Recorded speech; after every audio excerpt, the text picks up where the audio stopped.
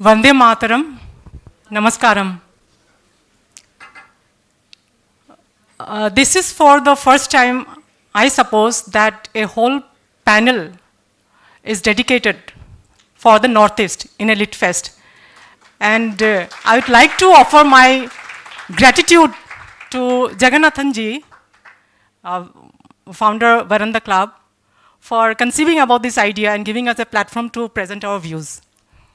Thank you so much once again. So when we speak about the Northeast, the very term Northeast, what I'll ask from the audience, just 2 or 3 words or phrases that pops up in your mind when you hear or when you listen the term Northeast.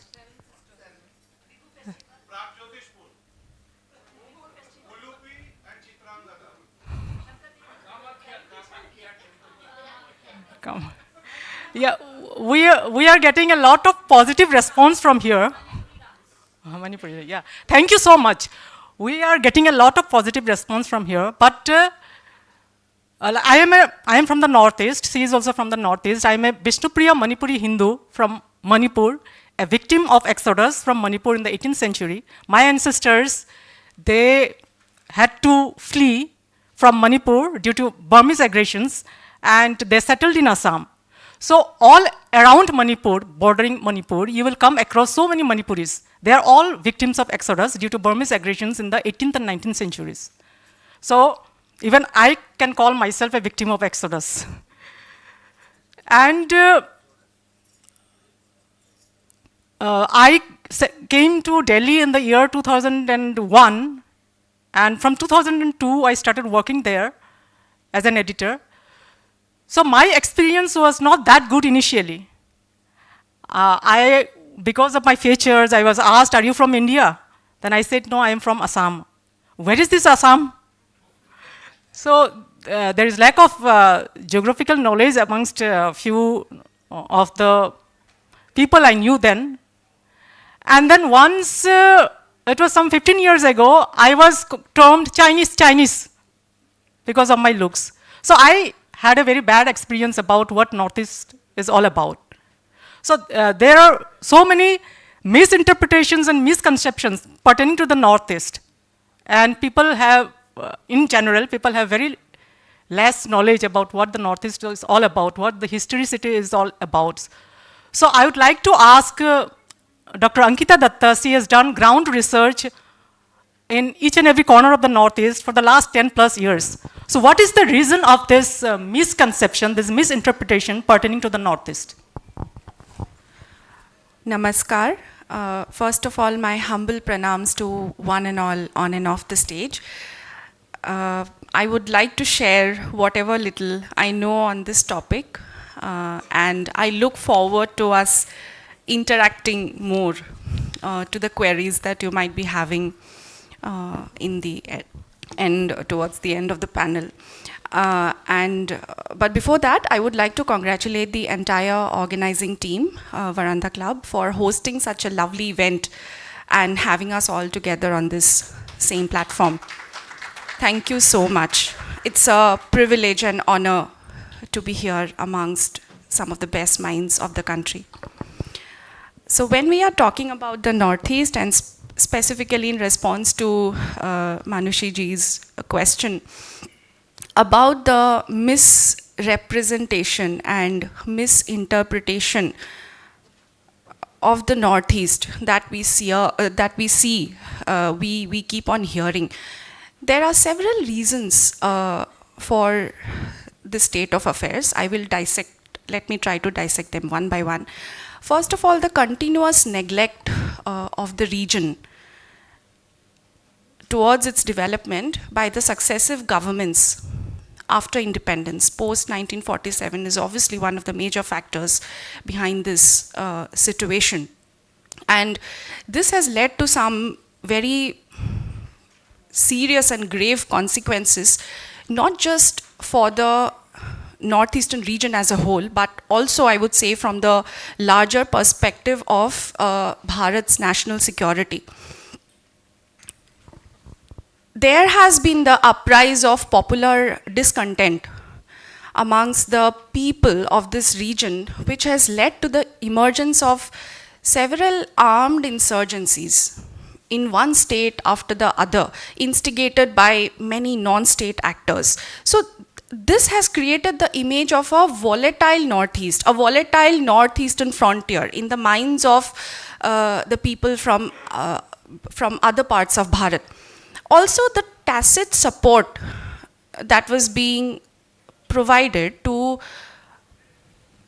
the religious conversion activities of the Christian missionaries by the central government post 1947. So this brought about a situation where I would say large scale conversions had completely altered the religious demographic profile of several states across the region over a period of time.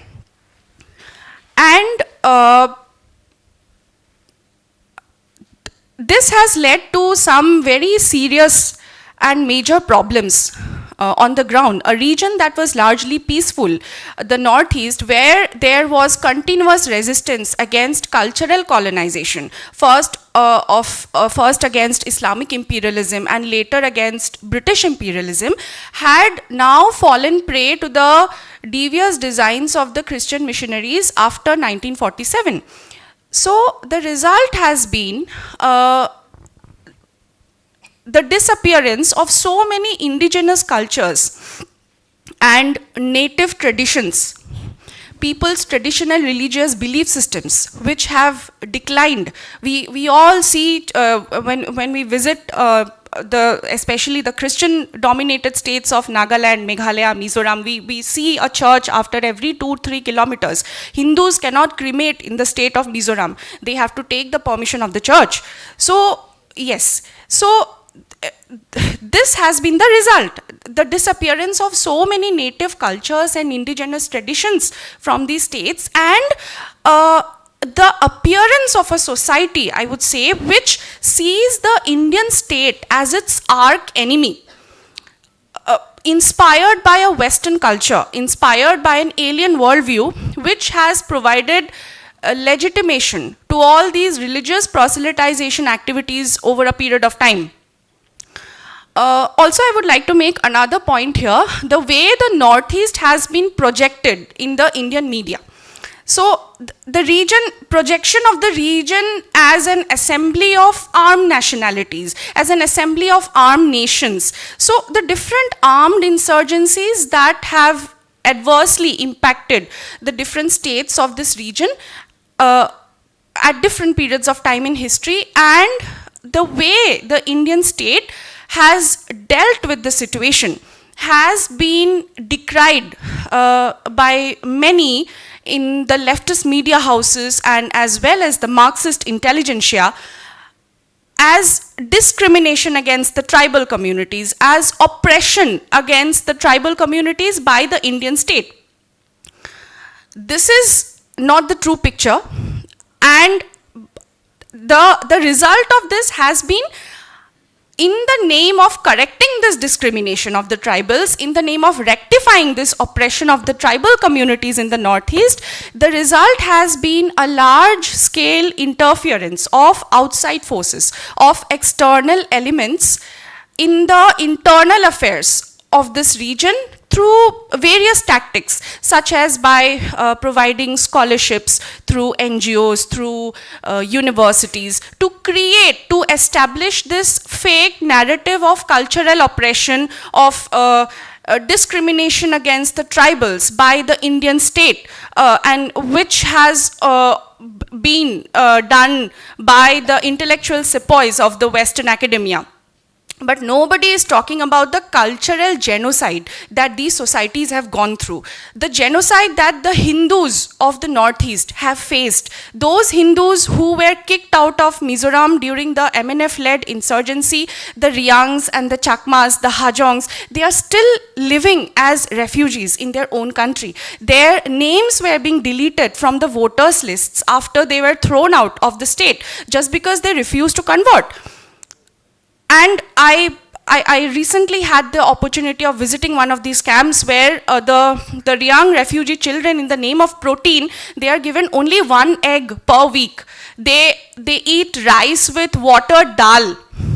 So this has been the situation. So nobody is talking about the cultural genocide that the Northeast has gone through, the Hindus in particular, and the influence of a Western culture upon these societies has completely changed the notion, the sense of identity of these people, especially the youth. So the youth, the young population, which goes out of these states to other parts of the country for employment purposes, for education purposes, they project themselves as a highly westernized version of themselves among the host society, because they have lost their native cultures. They do not have that sense of identity of who they are, who their ancestors were.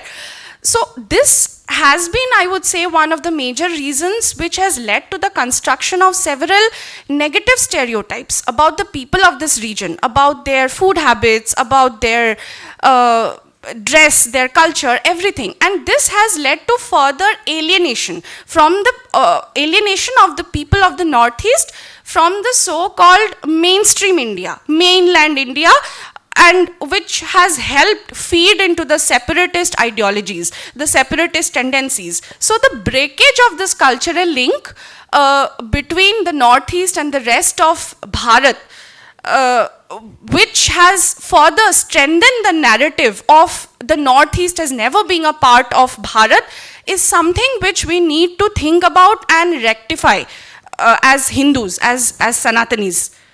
I think Manoshi ji can take over from here. So she has referred, Dr. Ankita ji has referred about the dying communities in the Northeast. So there are around 7,000 languages in the world, out of which 780 is in India. Out of 780 languages, around 220 languages have gone extinct during the last 50 years. And I am a Vishnupriya Manipuri Hindu, my language is dying too. So it has been predicted that by the end of the century, by the end of the 21st century, even my Vishnupriya Manipuri language will go extinct. So let me give a brief account about my lineage. I am a Vishnupriya Manipuri Hindu. My Kula Devata is Apokpa. He is also called as, he is also known as Kumal. He is the sixth in lineage from Arjuna and Chitrangada. Chitrangada was a Gandharva princess from Manipur, and Arjuna was a Kuru prince, all of us know. So we have this connection with the Mahabharata. And Chitrangada and Arjuna's son was Babrubahana. He married Sabitri. Their son was Dattamani. Dattamani married Jutheswari. Their son was Atyaguru. Atyaguru married Sabirei Panthoibi. Panthoibi is considered as a ancestral deity, mother goddess amongst the Meitei Manipuri community. There are two sections of Manipuris, the Vishnupriya Manipuri and the Meitei Manipuri. The Meitei Manipuri are in majority and the Vishnupriya Manipuris are in minority. Currently, there are around 2 lakh Vishnupriya Manipuris in Manipur, but according to the census reports, in 2011 census reports, only 64 Vishnupriya Manipuris could speak their own language. The Meitei is their language. And then, as I mentioned earlier, in the 18th and 19th centuries, most of the Vishnupriya Manipuris, including the Meitei Manipuris, they had to face exodus due to several Burmese aggressions, and they settled all around Manipur. So even Bangladesh, which is very near to Manipur, Bangladesh has a considerable population of Meitei and Vishnupriya Manipuris. So we have this 21st Chief Justice of Bangladesh, Surendra Kumar Sinha. He had to resign due to some controversy that arose due to some amendment. And even those Vishnupriya Manipuris who are staying outside Manipur, their lingua franca is the state language of that particular place where they are staying. For example, we are staying in Assam. So our mother tongue at home, because we stay in Assam, we speak Assamese. And our parents, they speak Manipuri, Vishnupriya Manipuri. We know our language, but regularly we speak Assamese. So this language is dying. So though there are around 4.5 lakh Vishnupriya Manipuri Hindus all across India, out of which only a few percentage they speak their mother tongue, that is Vishnupriya Manipuri.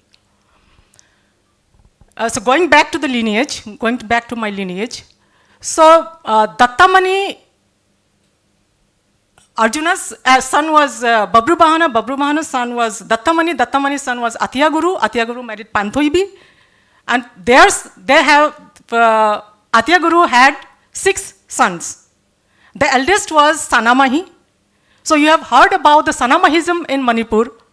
That's in Manipur, Sanamahism is considered a separate religion.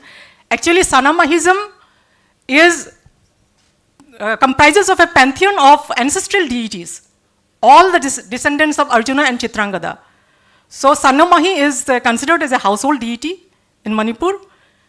And Sanamahi's brothers, that is Atyaguru's other sons, were Mangang, Luang, Angong, then Konthok Konsil. So you have heard all of these places. You have heard about Moirang. Actually, Moirang was the son of Atyaguru. He was the brother of Sanamahi. And the youngest was Pakhamba. So Pakhamba is also considered an ancestral deity amongst the Meitei Manipuris. Pakhamba's son was Apokpa. He is also called Khumal, who we worship, we the Vishnupriya Manipuris worship as one of our oldest ancestors, because he started the Khumal dynasty of Manipur. So all of these brothers that started different dynasties, all descendants of Chitrangada and Arjuna. And Sanamahi is also called by different names, Atya Siddhabba, Atya Guru, then Pakhamba is also known as Ashiba. And then, so all of these 5 dynasties have different histories. So the Khumal dynasty is described in detail in the Khumal Purana. So there are several other historical records, like Chaitaral Kumbhaba, I will not mention all the names because the names will be, so there has been a misconception that Hinduism has been imposed on the Manipuris in the 18th century during the time of Pamheba. That is, he is popularly known as Garib Nawaz. Why the name Garib Nawaz? Because he was a very secular king.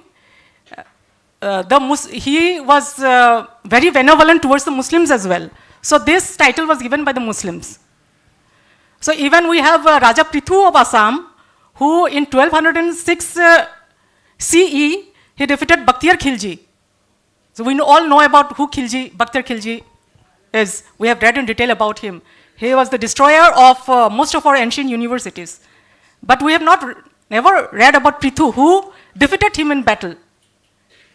And he was so badly wounded in this battle fighting against Prithu that he was bedridden for several months, and then he was assassinated by his own men, Khilji. So even Raja Prithu, he was so benevolent that he allowed the Muslim prisoners of war to settle in his kingdom in Assam. That's how the Muslim settlement began in Assam. So going back to Apokpa. So when we worship Apokpa, we offer the food that we offer. During Shraddha ceremony, we all worship our ancestors in all other parts of the country. We also worship our ancestors during Mahalaya, the Shraddha Mahalaya. We also invoke Apokpa, we worship all our ancestors, and around 108 varieties of ingredients are used to prepare the food to offer to the deities, that ancestral deities.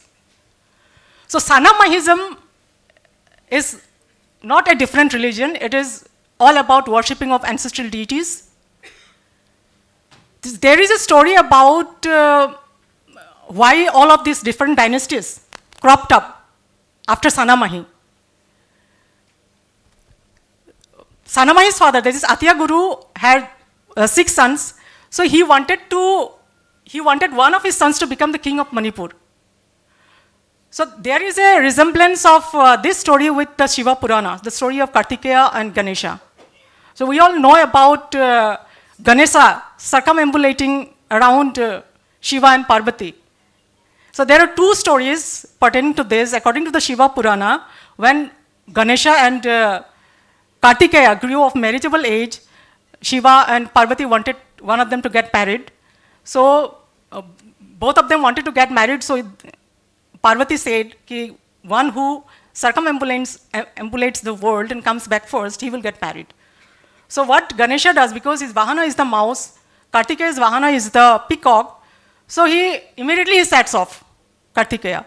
And Ganesha, what he did, he made both his parents sit, he worshipped them, and he circumambulated his parents.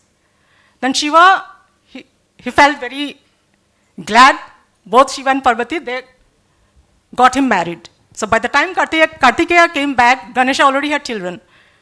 So he got enraged, and there is according to Shiva Purana, in the Kailasha mountains, he came to the base of the Kailasha mountains, and he near the Mansarovar lake, he settled there. And Shiva and Parvati again shifted their base from the top of Kailasha to the base of the Mansarovar, because so that Parvati could catch a glimpse of his son every day. So according to another version of the Puranas, Narada gave a fruit, and that's the fruit of knowledge, a mango, to Shiva. Shiva gave the fruit to Parvati. Parvati wanted to give that fruit to one of his sons. So Shiva and Parvati decided that one of them who would circumambulate the world and come back first would get the fruit. And then the same thing happens. Kartikeya immediately sets off, and Ganesha circumambulates his parents, and then he gets the fruit. And that's how he's called the wisest of all the gods and goddesses. The fruit of wisdom he consumed. So there is a similar story in the Kumal Purana as well. So Athiya Guru wanted to give his kingdom to one of his sons. So all of his eldest 5 sons, they set off to circumambulate the world. Kanthak Council, the youngest, he stayed back. He circumambulated his father 7 times. Then his father got very elated, and he made Kanthak Council the king of Manipur. Kanthak Council, and he gave him a new name, that is Pakhamba, because he was very wise. And that's how Pakhamba became the king of Manipur amongst all the 6 brothers. The Sanamahi was the first to return. He was very enraged when he saw his youngest brother sitting in the throne of Manipur. Then when he objected, Athiya Guru, he blessed him that you are the king of every household in Manipur. So you will, from today onwards, you will be worshipped in every household of Manipur. So since that day, Sanamahi has been worshipped in every household of Manipur, and the legacy continues to this day. So I'll not go into the details of, because the complete lineage is described in the Kumal Purana, the Moirang Purana, Chaitaral Kumbhabba, and several more books. So we have come up with a book on Manipur. There are 3 authors, Dr. Ankita Dutta, myself, and Vladimir Adityanath. So there are 3 sections in the book. It is from the pre-Mahabharata times to the present turmoil. And the first section deals with the timeline from the pre-Mahabharata times to the last king of Manipur, which I shall be dealing with. And the rest of the 2 sections will be dealt with in detail by Dr. Ankita Dutta and Vladimir Adityanath. I would like to ask Ankita Dutta to please give some details about the other 2 sections, and also about the existential crisis of Manipur. Because we all have heard about what is happening in Manipur since the last several months. So please, because she has worked on ground, so she will be able to give a better idea of what is happening on ground in Manipur, especially the existential crisis. Thank you, Manoshi ji, for introducing to the audience about our book. It's titled The Manipur Conundrum, History, Exodus, Conversion. So we three of us have collaborated this time together, Manoshi Sinha ji, myself, and Vladimir Adityanath, with whom I have been working since a long time now.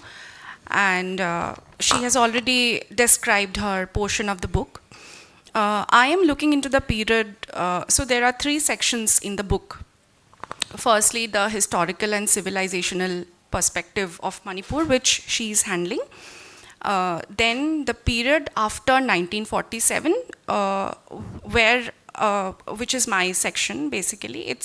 So here I'm writing about the insurgency in Manipur. Not just Manipur, I have covered the insurgency in the entire Northeast briefly, because it is not possible to disentangle one insurgency from the other, because it all started with the Naga insurgency, the creation of the separate Christian state of Nagaland, and how it all began in the different states, in the other states. The communist influence behind every insurgency in the Northeast, with special reference to Manipur, the drug problem, which started after independence, and simultaneously the Christian conversions and the tacit support, as I already mentioned, that was being provided by the central government after 1947, and how conversions increased at a rapid pace.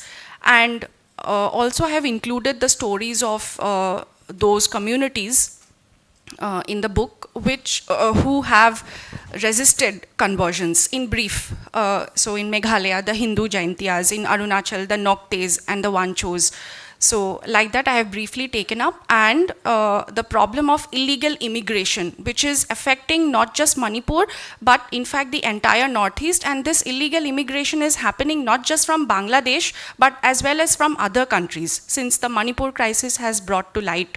And Vladimir ji is looking into the ground reports related to the current conflict that started in Manipur on the 3rd of May. We are also looking into the issue of the demand for the separate state of a Zalengam, Kuki Zalengam, by encompassing all the areas of Assam, Arunachal, some areas of Arunachal Pradesh, some areas of Tripura, the entire Manipur and Mizoram into the Kuki Zalengam. So we have also taken up that in our book. And coming to the Manipur crisis, Manoshi ji's specific question, whatever is happening in Manipur today, the current crisis in Manipur, all I can say is that it is an ominous sign of the things that are going to happen to us, that are going to befall upon us Hindus in the near future if we do not awaken, if we do not wake up now. The entire concept of the Arya Dravid divide that many speakers have already brought to light and spoken about it, we know that it is a dangerous propaganda that has been manufactured by the church, but unfortunately to which a large section of the Hindu society has already fallen prey to. But in the Northeast, in Manipur and the Northeast, the most convenient and chosen weapon of the church is ethnic divide. So ultimately the goals are similar everywhere, whether it is in Manipur or in any other state of the Northeast, or just in any other state of Bharat which is facing the menace of these missionaries to divide and destabilize India by exploiting all the possible fault lines within the Hindu society and halt Bharat's economic growth. So we can see a similar pattern emerging everywhere, especially in the sensitive border regions of our country, the Northeast being a sensitive border region. It is surrounded by Bangladesh, Myanmar, the drug problem is there from Myanmar, China. This pattern where in the border states, also in the coastal areas of our country, the increasing pace at which the conversion activities are happening, it reeks of a larger conspiracy to stop Bharat's economic growth by creating conflicts, by manufacturing conflicts. So it is not a coincidence that when so many infrastructure projects are on the verge of near completion in the northeast, especially the India-Myanmar-Thailand trilateral highway and the Imphal-Jiribam railway connectivity project. So at a time when these projects are almost nearing completion, this conflict happened and it's not coming to a halt, because there are several non-state actors who are instigating this conflict, who do not want development in this part, in that part of the country. I have myself visited some of these areas. Earlier, I remember before 2016, till 2016 in fact, the highway connecting Imphal from Assam, the Silchar-Imphal highway was in a too bad condition. And it was all these, the non-state actors that I have mentioned, the missionaries, who did not want development in this part of the country. There have been so many reports of engineers, the technicians involved in these infrastructure projects who have been abducted, who have been kidnapped, and who were taken to ransom and they never returned. Also, so many of these engineers, they have been killed at gunpoint because they could not pay the money that were being demanded by the militant organizations. So their ultimate goal is the same everywhere, to stop Bharat's economic progress by creating conflicts. So it is in this context that we need to understand the current situation in Manipur. So we need a correct diagnosis of the problem so that we can arrive at timely solutions to check this menace. And the condition of the situation of the non-Christian communities in Manipur, it is not just about the Meitei Hindus or the Bishnupriya Manipuri Hindus, but there are also Nepali Hindus there. There is a significant section of Tamil Hindus, those who might not be knowing, in the border town of More that is situated near Tamu, near the border town of Tamu of Myanmar. There is a significant section of the Tamil Hindus of More, and they are all Hindus. Their houses have been burned down, their shops have been looted, and the community which has been doing this, this community has a history of conflicts with other communities, not just in Manipur, but as well as in other states of the northeast. The Kukis, they have a history of violent conflicts with the Hindu Karbis and Dimasas of Assam, with several communities in Tripura, the Bengali Hindus mainly. So this has always been happening. So the situation of these non-Christian communities in Manipur is symptomatic of, I would say, is symptomatic of all the non-Christian communities in those states of India where missionary activities are seeing an upward growth. I think I would hand over to you. I've spoken quite a lot. Yes. That is why I mentioned it. So, Ankita ji has spoken pertaining to Manipur in particular. So, I will add some more points about the identity crisis, especially the Hindu identity crisis in Manipur. So I have spoken about Garib Nawaz. So according to the mainstream narratives, including academic narratives, and it is believed by each and every Manipuri there, that Hinduism was imposed on the Manipuris in the 18th century. Actually, the natives of Manipur, the Manipuris have been Hindus since the pre-Mahabharata times. There is the Adi Parva of the Mahabharata tells us about Raja Prabhanjana of Manipur, who did not have any children, so he worshipped Shiva, he invoked Shiva, and Shiva granted him a boon that each generation after him would have only one child. So that's how after Prabhanjana, each generation had one child. And then Raja Chitravahana, the father of Princess Chitrangada, it's only Chitravahana who had a daughter instead of a son. So Chitravahana made Chitrangada a putrika. He initiated her as a putrika. So that if Chitravahana dies, Chitrangada would be the king of Manipur, and Chitrangada's son will be continuing the lineage of Chitravahana. So that's how Babru Bahana, instead of settling down in the Kuru kingdom, he settled in Manipur and he became the king of Manipur. And then all of the descendants of Babru Bahana, they have been worshippers of Vishnu and Shiva and Devi Durga. And coming back to Garib Nawaz, because we have time constraints, coming back to Garib Nawaz in the 18th century, the practicing Hindus have undergone an initiation under Vaishnavite saint Santadas Adhikari in the 18th century. So for example, if I am a Hindu, I am already a Hindu, and I get initiated into the ISKCON and become a worshipper of Krishna, but I am a Hindu but again became Hindu only, initiated into the ISKCON belief systems, the rituals. That's how the Hindus of Manipur got initiated as Vaishnavites under Santadas Adhikari. And then a section of the Manipuris, like according to Santadas Adhikari, the Manipuris were supposed to take a bath at the sacred tank called the Nongthrang tank, and then after that they were initiated. But a section of the Manipuris that did not agree to that. They said, we are already Hindus, we are already Vaishnavites, we have been worshippers of Vishnu, Shiva and Durga since time immemorial. So we won't want to take a bath in the sacred tank, but you can initiate us. So Santadas Adhikari named two communities, one who had taken a bath in the Nongthrang tank and one who did not take a bath. So he divided these two into Meitei Manipuris and Vishnupriya Manipuris.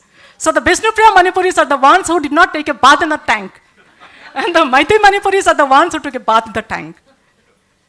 So Meitei Manipuris are actually the descendants of the Mangang dynasty. Mangang, the son of Atyaguru, one of the sons of Atyaguru. And we Vishnupriya Manipuris are the descendants of Khumal, Raja Khumal. The lineage is described in detail in the Khumal Puran.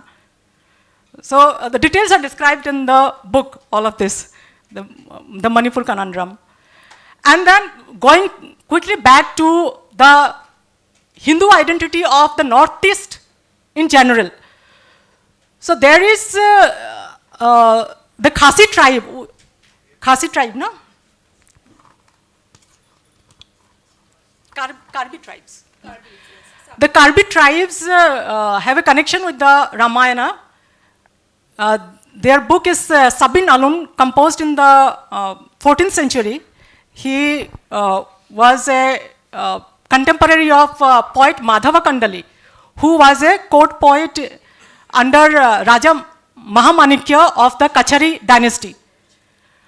Under the patronage of Mahamanikya, Madhav Kandali translated many of the Sanskrit epics, the Ramayana, Mahabharata, and other texts to Assamese. So Sabin Alun, actually the tradition of Ramayana, the story of the Ramayana was transmitted from one generation to other through orally. It was an oral tradition until Sabin Alun, he composed it. And once the narration of the Ramayana starts, it continues non-stop for 3 nights. And when the narration stops, the celebration of the rituals and all it starts. And the Karbi tribes, they consider themselves to have, their ancestors consider themselves to have assisted Sri Ram during the Treta Yuga. Means their ancestors assisted Sri Ram to Lanka. They carried his bows and arrows, and also of soldiers. Few of the Karbis, they also consider themselves to be the progeny of Valmiki and also of Sugriva. I would like to ask Ankita ji to delve a little more about the Ramayana Parampara of the Northeast. Yes, I think you have already mentioned Sabin Alun is the beautiful Ramayan Parampara of the Karbi community of Assam, about whom I just mentioned when I was referring to the conflict between the Hindu Karbis and the Dimasas of Assam. So every state in the Northeast have had their own Ramayan Parampara before the advent of a foreign religion. And the most, without going into the details of the Ramayan Parampara, because all my talks are available in the Varanda Club YouTube channel and as well as in various other channels. I had the pleasure of doing an entire series of the Ramayan Parampara in the Northeast for the Varanda Club. So they all are available. They have mentioned all the details. But what is most unfortunate at this point of time is that these all are dying traditions. I do not know how to resurrect them at this point because they all are declining traditions, especially in the states of Nagaland, Mizoram, and Meghalaya. In Meghalaya, the Hindu Jaintia communities, they still have kept alive certain traditions, like they celebrate Ram Navami, Maghi Purnima, and different other Hindu festivals.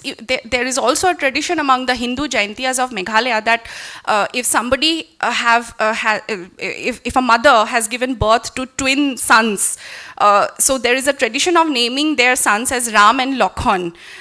So this tradition still persists. They even plaster, the Hindu Jaintiyas, they even plaster their homes with cow dung today. So they have kept alive some of these traditions, and we also need to, when we are talking about the Ramayan Parampara in the Northeast, we also need to go back into the past. What were the different causes that led to the decline of this tradition? For example, I remember this example from Mizoram.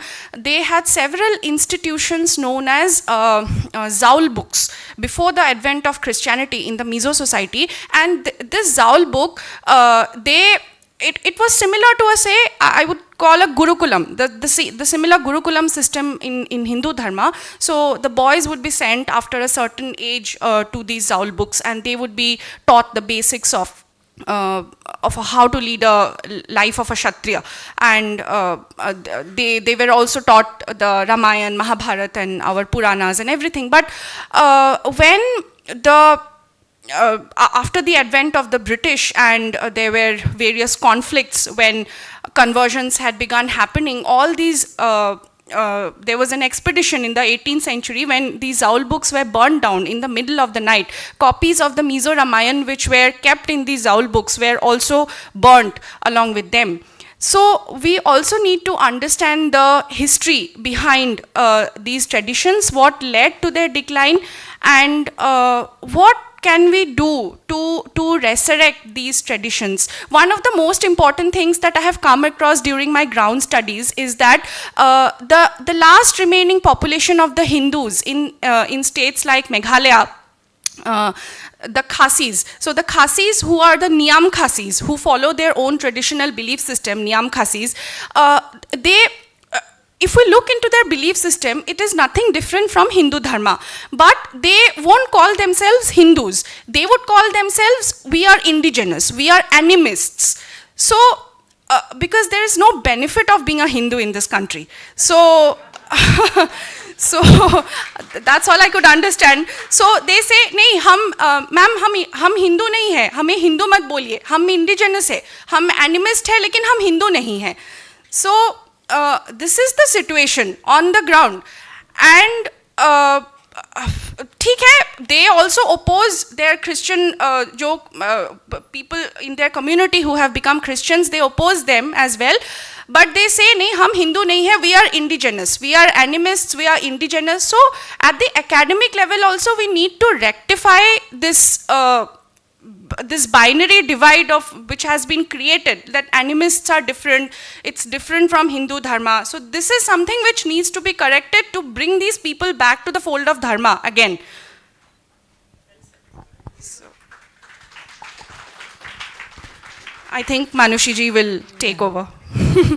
Yeah, and about the connection of the Northeast to the rest of the country, the talk will go on and on, but I'd like to give just one example. Due to time constraints, I will conclude it within 5 minutes. We also want to have some interaction with the audience. I'll take 2-3 minutes. Just one example of the intercultural relations with the Northeast, with the other parts of the country.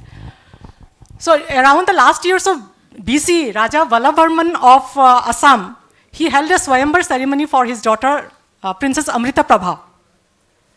This chapter is described in detail in my book released yesterday, that is Echoes of the Ancients.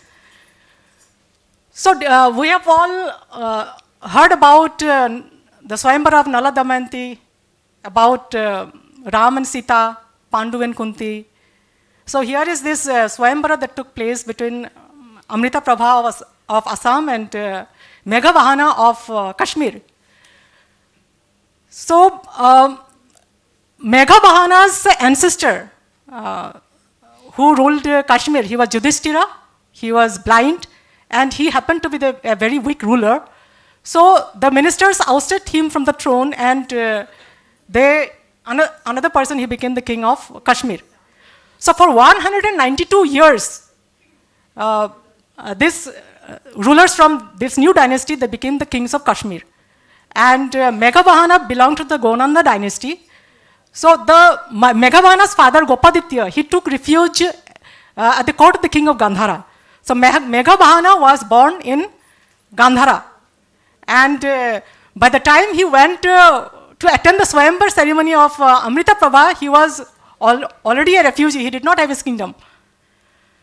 And Raja Ballabharman, he owned a parasol, a type of umbrella that was gifted to Narakasura by god Varun Deva. Ballabharman belonged to the dynasty, the Bhauma dynasty started by Narakasura. And this parasol remained with the Burmans till the time of Amrita Prabha. So with the garland in hand, Amrita Prabha, along with few of her bridesmaids, she started moving from one prince to another. The bridesmaid used to hold the parasol over the head of the prince. So this way, like several princes were rejected, all the princes who attended from across the country. So over the head of Meghavahana, the parasol emanated a very cooling effect. Thus the parasol emanates a cooling effect only over the head of a person who would be very prosperous and who would be very superior, who would have a very prosperous kingdom. So, but Ballabharman, he objected because Meghavahana did not have a kingdom. He is a prince only in name. But Amrita Prabha suggested that this parasol is the proof that he will one day he will be the king of Kashmir. So the Swayamvar ceremony, the marriage took place, and Meghavahana, he took Amrita Prabha to Gandhara. So meanwhile, the king of Kashmir, the last king of Kashmir, he left his kingdom and he went to the forest. He had no interest in ruling the kingdom. And the ministers from Kashmir, they started looking for a descendant from the Gonanda dynasty, and they found Meghavahana. And they took back Meghavahana and Amrita Prabha back to Kashmir, and Meghavahana became the king of Kashmir. So, and Amrita Prabha was the chief queen. Now she was a Vaishnavite, and Meghavahana, though Ballabharman was a Vaishnavite, he had courtiers from all other Sanatana faith, from Jainism, Buddhism, etc. in his court. So he took one of the courtiers, a Buddhist, to Kashmir. And there they built a lot of Buddhist viharas. Amrita Prabha also built a number of temples, including Buddhist temples. So this story is, again, this is a very short description that I gave. It is described in detail in my book, Echoes of the Ancients, that was released yesterday.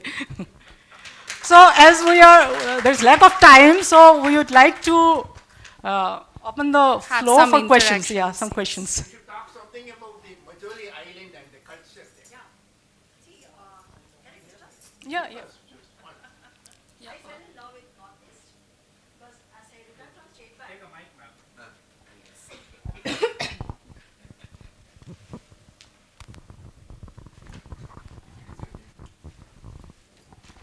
I'm Sita Lakshmi, settled in Coimbatore after my return from SBI as an AGM.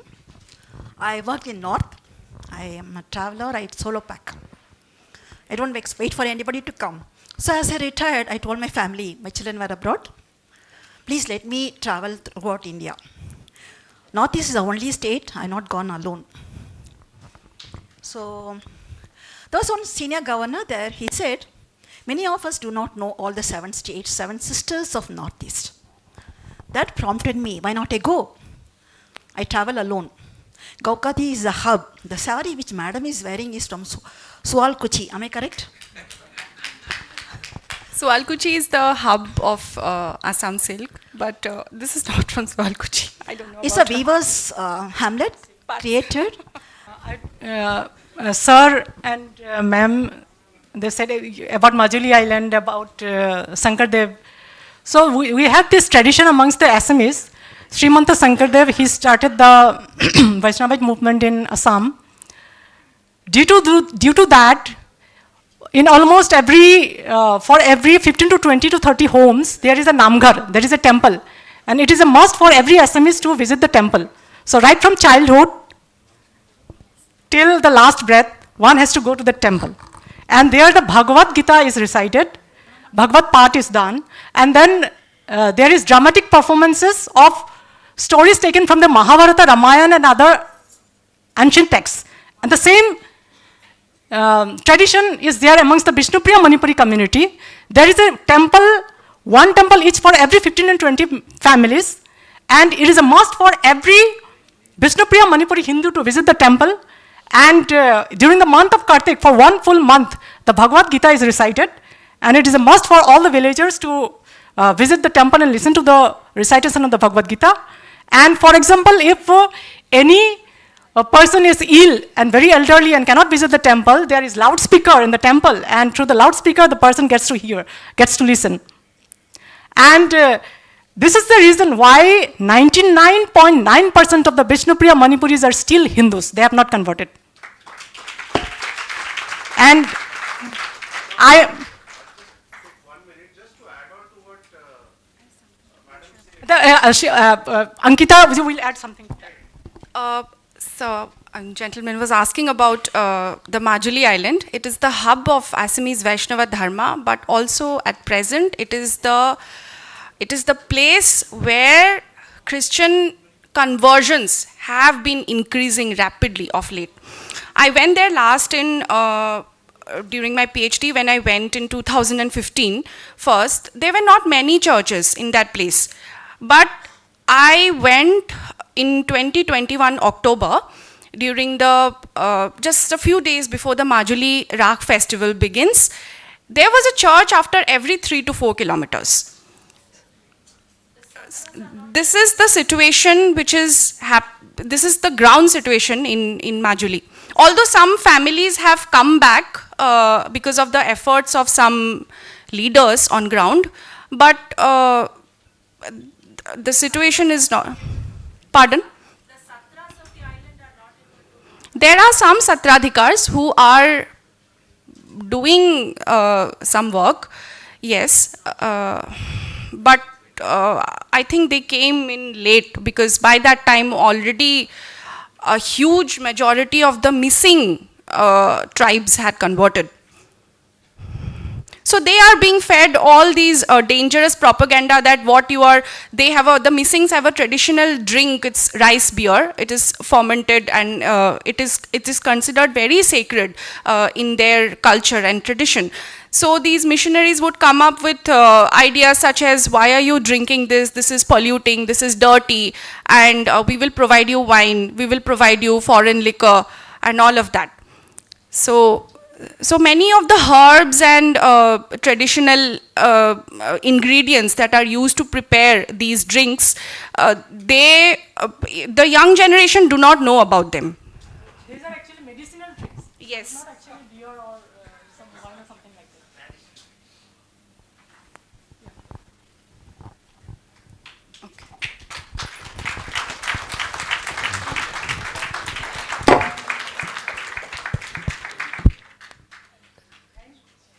So much for listening to us.